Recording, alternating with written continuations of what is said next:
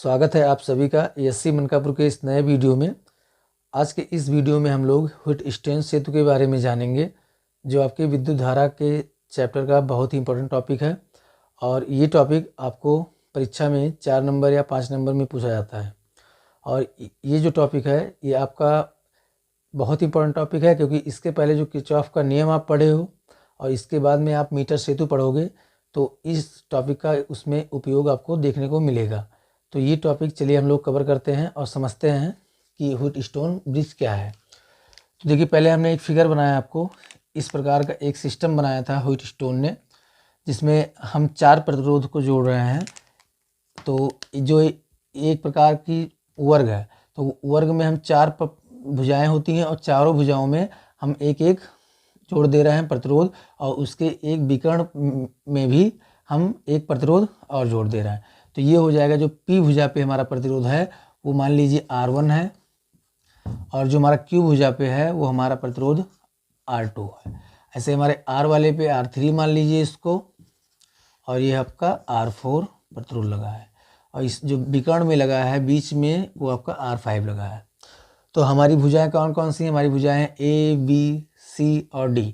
तो AB भुजा पे हमने प्रतिरोध R1 लगाया, और AD भुजा पे हमने प्रतिरोध R2 लगाया। ऐसे BC भुजा पे हमने प्रतिरोध R3 लगाया, और CD भुजा पे प्रतिरोध S लगाया, वो सॉरी R4 लगा दिया। अब इसके बाद हम लोग इसमें शुरुआत करते हैं धारा किस प्रकार जा रही है। तो यहाँ पे बैटरी हमने लगाया है और एक कुंजी भी लगाया है। तो कुंजी को जब हम ऑन करेंगे तो जो धारा होगी वो धारा इधर से स्टार्ट होगी बहना, और ये A पॉइंट पर आएगी। तो मान लीजिए जो A पॉइंट पर हमारी जो धारा है वो I आ रही है। अब ये धारा, जब धारा के 2 रास्ते होते हैं तो धारा का मान बदल जाता है। तो ये I है तो इसमें जाएगा आपका I1, और इस वाले में आपका जाएगा धारा I2।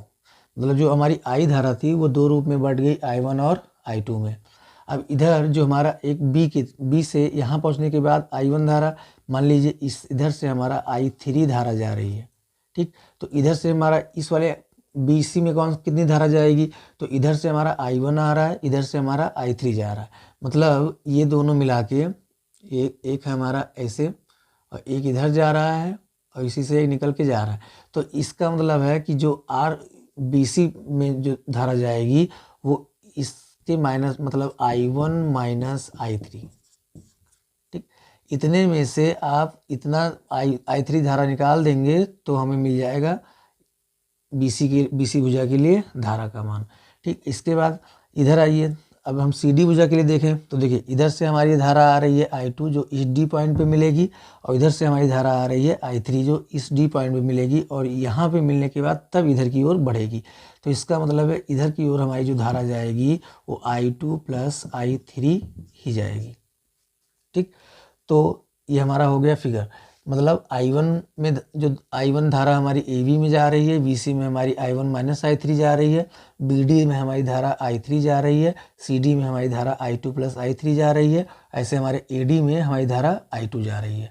तो इसके बाद हम सबसे पहले शुरुआत करते हैं व्हीटस्टोन ब्रिज के लिए, कि हमारे पास इस फिगर में 2 पास है, एक हमारा ये पास है और एक दूसरा हमारा ये पास है, ठीक।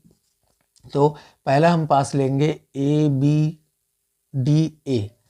तो लिखिए यहाँ पे कि पास ABDA से, ठीक।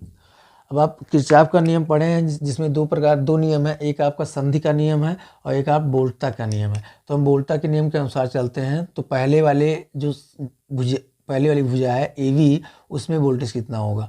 तो वोल्टेज बराबर हम आप जानते हैं कि V बराबर जो होता है वो IR होता है। ये हमारा वोल्टेज है। तो इसमें हमारा I1 धारा जा रही है, R1 प्रतिरोध है, तो हमारा हो जाएगा I1 R1, ठीक। और अगर हम धारा की दिशा में चलते हैं तो वोल्टेज का मान सदैव ऋणात्मक होता है, ठीक। उसके बाद हम इस पॉइंट पे पहुँचे, B पॉइंट पे। अब B से लेकर हमें D तक आना है, फिर से हम धारा की दिशा में आ रहे हैं, तो हमारा ये होगा माइनस, और हम लिखेंगे इसको I3 और R5 वोल्टेज है इसमें, ठीक। इसके बाद हम लोग D पॉइंट पे पहुँचे। अब हमें D से A आना है, तो D से A आने के लिए हम धारा इधर की ओर आ रही है, हम लोग धारा के विपरीत चल रहे हैं। तो धारा के विपरीत चलेंगे तो हम प्लस में चलेंगे, तो ये हमारा हो जाएगा I2 के साथ R2। तो मिल जाएगा हमें I2 R2 और सभी प्रकार की वोल्टेज के बीजगणितीय योग शून्य होता है किरचॉफ के नियम के अनुसार। तो ये हमें मिल गया समीकरण पहला कि माइनस का I1 R1 ये हमें मिला भुजा A से लेकर B तक। फिर I3 R5 हमें वोल्टेज मिला VD का B से लेकर D तक, और जो हमारा वोल्टेज है I2 R2 वो हमें मिला D से लेकर A तक। ठीक, ये हमें मिल गया। अब इसमें हम मान रहे हैं कि अगर हम मान लें कि जो हमारे विकर्ण है VD, अगर इसमें जो धारा हमारी जा रही है वो 0 हो, उसका मान 0 हो, मतलब इस तार में से किसी भी प्रकार की कोई धारा नहीं जा रही है, तब हमें मिल जाएगा कि I1 R1 और ये माइनस का ये 0 हो जाएगा I3 0 होने पर, तो ये हमें मिल जाएगा प्लस का I2 R2। और यहाँ से हम लिख सकते हैं इसको कि यहीं पे लिख दे रहे हैं हम आपको, यहाँ मिल जाएगा I2 R2। इसको बराबर की उधर लेके जाइए, तो बराबर के इधर लेके जाएंगे तो ये हो जाएगा प्लस का I1 R1।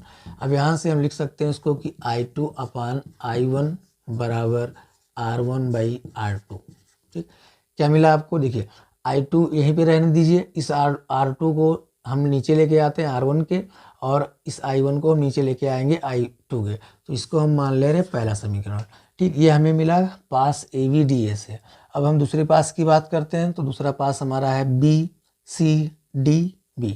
ठीक, हम लिखेंगे कि पास BCDB से। ठीक, इसमें भी देखिए हम सबसे पहले चल रहे हैं B से लेकर C तक, तो B से लेकर C तक जो वोल्टेज है हमारे पास वो है धारा इसमें I1 माइनस I3, साथ में प्रतिरोध हमारा I3। ठीक, और हम चल रहे हैं धारा की दिशा में, तो हम माइनस लगाएंगे। ठीक, इसके बाद C पॉइंट पे पहुँचे। अब हमें C पॉइंट से लेकर D पॉइंट तक चलना है। धारा अब की बार इधर चल रही है और हम धारा की विपरीत में चल रहे हैं, तो हम लिखेंगे प्लस, और ये हमारा होगा वोल्टेज I2 प्लस I3 और साथ में R4। ठीक, इसके बाद हम लोग D पॉइंट पे पहुँचे, फिर से धारा के विपरीत चल रहे हैं, फिर से हम प्लस लिखेंगे, और ये हमारा हो जाएगा I3 R5 पूरे का मान 0। अब इसके बाद इसको हम सॉल्व करते हैं, तो माइनस का हो जाएगा I1 R3 माइनस प्लस का I3 R3 प्लस का I2 R4 प्लस का I3 R4 और प्लस I3 R5 इक्वल 0। अब यहाँ भी हम वही काम कर रहे हैं कि I3 को हम मान ले रहे हैं 0, मतलब इस वाले तार में से किसी भी प्रकार का करंट नहीं फ्लो हो रहा है, तो ये हमारा हो जाएगा, देखिए ये हमारा 0 हो जाएगा, I3 है इसमें, ये हमारा 0 हो जाएगा, ये इसमें भी I3 है, इसमें भी I3 है, तो ये भी 0 हो जाएगा। मतलब मिलेगा हमें माइनस का I1 R3 और प्लस का I2 R4 बराबर 0। अब इसको हम उसी प्रकार लिख सकते हैं कि इसको हम पहले लिखेंगे प्लस में है, तो I2 R4 यहीं रहने दीजिए, इसको हम बराबर के इधर लेके आएंगे, तो प्लस का हो जाएगा I1 R3।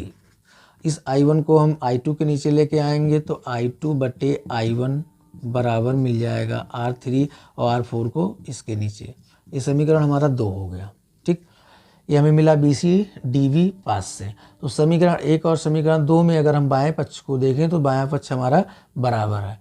ठीक, क्या है, बराबर है, तो इसको हम लिख सकते हैं कि समीकरण 1 तथा 2 से। ठीक, चलिए देखिए दोनों में बराबर है, तो हम इसको लिख सकते हैं सीधा सा, चलिए यहीं लिख दे रहे हैं हम कि R1 बटे R2 पहले समीकरण का दाहिना पक्ष बराबर होगा दूसरे समीकरण के दाहिने पक्ष के, क्योंकि उन दोनों का बायां पक्ष बराबर है, दाहिना पक्ष भी बराबर होगा। ठीक, तो R1 बटा R2 R3 बटा R4। अब इसको हम इस प्रकार का भुजा के रूप में लिखना चाहें तो ये भी लिख सकते हैं कि P अपान Q इक्वल R अपान S। ठीक, ये मिल जाएगा हमें। इसका मतलब देखिए, अगर इन दोनों का अनुपात और इन दोनों का अनुपात अगर बराबर है, तो अगर बीच में कोई भी चीज़ लगा, कोई भी तार लगा है, तो इस बीच वाले में से किसी भी प्रकार का करंट आपका नहीं फ्लो होगा, क्योंकि अगर इसका R1/R2 का अनुपात अगर बराबर होगा R3/R4 के अनुपात के, तो अगर बीच में हम तार भी लगाते हैं और कोई उपकरण भी लगाते हैं तो उसमें से आपका वैद्युत धारा नहीं प्रभावित होगी। तो ये हमारा व्हीटस्टोन सेतु है, जिससे हम सर्किट को आराम से हल कर सकते हैं। तो ये आपका वीडियो यहीं पर कंप्लीट हुआ, और अगर ये वीडियो आपको पसंद आया हो तो आप लोग चैनल को सब्सक्राइब कीजिए और इस वीडियो को लाइक भी कीजिए, और वीडियो को अधिक से अधिक संख्या में शेयर कीजिए अपने दोस्तों के पास, जिससे आपके दोस्त भी बोर्ड परीक्षा की तैयारी अच्छे से कर सकें।